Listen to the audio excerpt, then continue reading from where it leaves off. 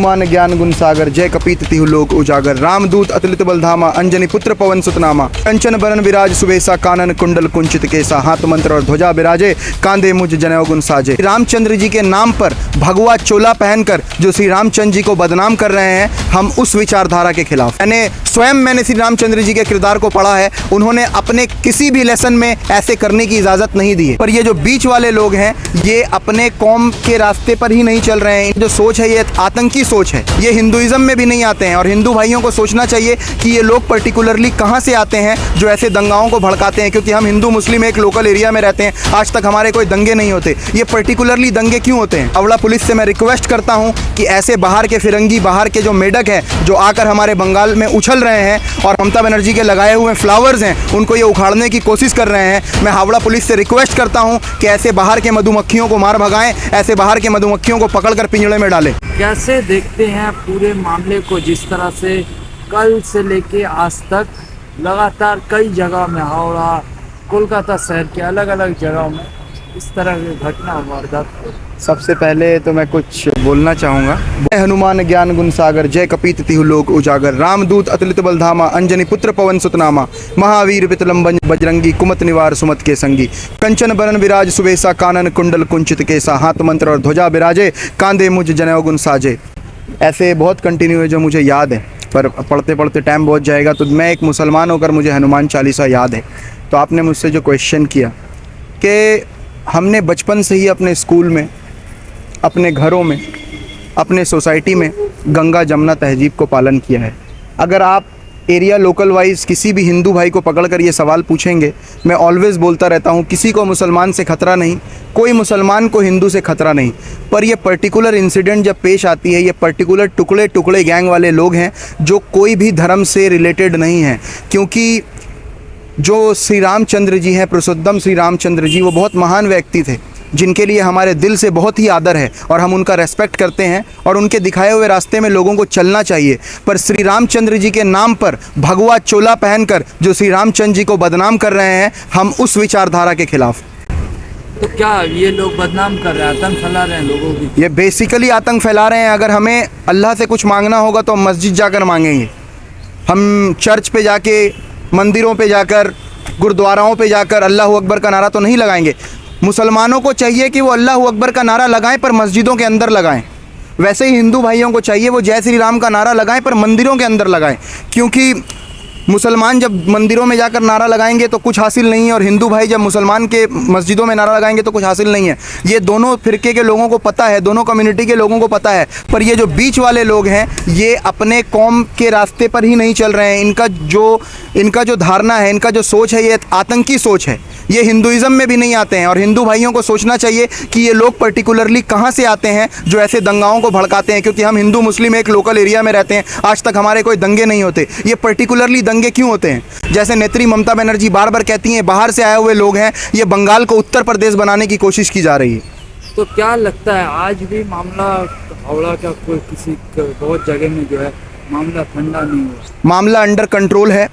Kolkata police जो है, काफ़ी हद तक कोलकाता पुलिस ने इन बाहर के मेंढकों के जो चाल थे उसको नाकाम कर दिया है। और कलकत्ता पुलिस को मैं तहे दिल से शुक्रिया अदा करना चाहूँगा। और हावड़ा पुलिस से मैं रिक्वेस्ट करता हूँ कि ऐसे बाहर के फिरंगी, बाहर के जो मेढक हैं, जो आकर हमारे बंगाल में उछल रहे हैं और हमारे ममता बनर्जी की जो पॉलिटिक्स के सजाए हुए, ये जो ममता बनर्जी के लगाए हुए फ्लावर्स हैं, उनको ये उखाड़ने की कोशिश कर रहे हैं। मैं हावड़ा पुलिस से रिक्वेस्ट करता हूँ कि ऐसे बाहर के मधुमक्खियों को मार भगाएं, ऐसे बाहर के मधुमक्खियों को पकड़कर पिंजड़े में डालें। तो क्या लगता है अब हद तो ये हो गई गुजरात जैसे जगहों पे, जहाँ पे मस्जिदों पे चढ़ के बाकायदा जैसे राम का नारा, मस्जिदों के मीनार, छत पे चढ़ के, मीनारों पे चढ़ के नाच रहे हैं। ये तमाशा जो चल रहा है, कैसे देखते हैं इसमें? देखने की बात, काफ़ी हद तक ये हमारे अमाल भी हैं, काफ़ी हद तक हमारे अमाल भी हैं। हम कोई दूध के धुले हुए नहीं हैं। हम आपस में फ़िरका परस्ती में बट चुके हैं। अल्लाह को हमने नाराज़ कर लिया है।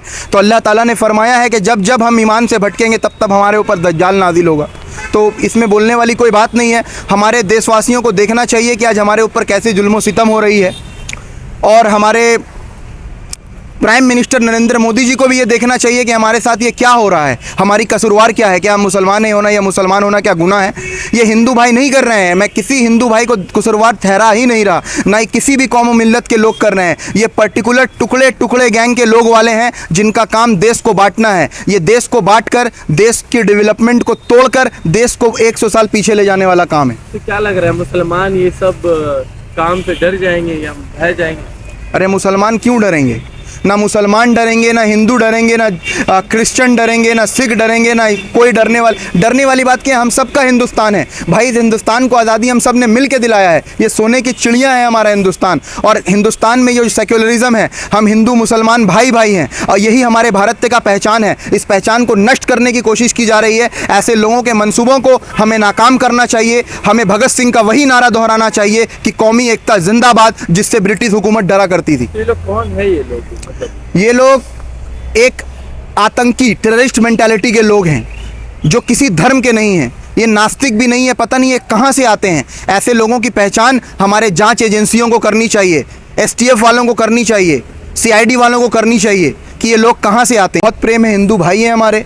और इंशाल्लाह मैं तो मेरे बहुत सारे दोस्त हैं जिनको मैं गिफ्ट देता हूँ ईद में, और हम कपड़े पहनकर ईद में समय खाने जाएंगे। ऐसे टुकड़े टुकड़े गैंग वाले लोगों से हम डरने वाले और बटने वाले नहीं हैं। ये अपनी जितनी कोशिशें हैं वो करें। हमारे साथ नेत्री ममता बनर्जी है, हमारे साथ युवा नेता अभिषेक बनर्जी है, और हमें यकीन है कि ये सरजमीन हिंदुस्तान है और हिंदुस्तान में गंगा जमुना का जो तहज़ीब है वो बहुत अज़ल से प्रैक्टिस किया जा रहा है और ता क़यामत प्रैक्टिस की जाएगी।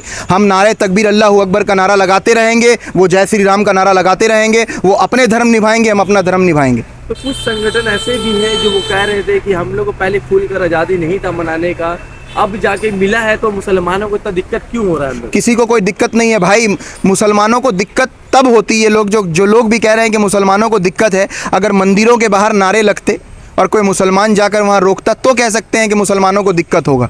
मस्जिदों के बाहर जब नमाज के दौरान, रमज़ान का पवित्र महीना चल रहा है, जहाँ पे लोग रोज़ा रख रहे हैं, भूखे प्यासे रोज़ा रखकर खुदा के इबादत में मशगूल हैं, उस वक्त अगर कोई मस्जिद के बाहर नारा लगा रहा है तो उसे क्या हासिल होने वाली है? इससे श्री रामचंद्र जी तो खुश नहीं होंगे। मैंने श्री रामचंद्र जी के किरदार को पढ़ा है, उन्होंने अपने किसी भी लेसन में ऐसे करने की इजाज़त नहीं दी है। तो क्या राम के नाम में चल रहा है काला काम? श्री रामचंद्र जी के पवित्र नाम को बदनाम करने की साजिश चल रही है। षड्यंत्र। ये षड्यंत्र है। ये बाहर के मेंढक आकर कल बंगाल में उछलकर ये बंगाल को उत्तर प्रदेश बनाने की कोशिश की जा रही है। अमन शांति के लिए क्या मैसेज? यही मैसेज देना चाहूँगा कि सोशल मीडिया पे जो वायरल हो रहे हैं न्यूज़, इस सब को इग्नोर करते हुए आपस में हिंदू मुसलमान जो एकता है वो बनाए रखे, और मौजूदा सरकार ममता बनर्जी ऑल इंडिया तृणमूल कांग्रेस के ऊपर में जो है अपनी उम्मीद कायम रखे। ममता बनर्जी हर फिरके हर मज़हब के साथ है और यहाँ बंगाल का माहौल ममता बनर्जी खराब किसी भी कीमत पे होने नहीं देंगी।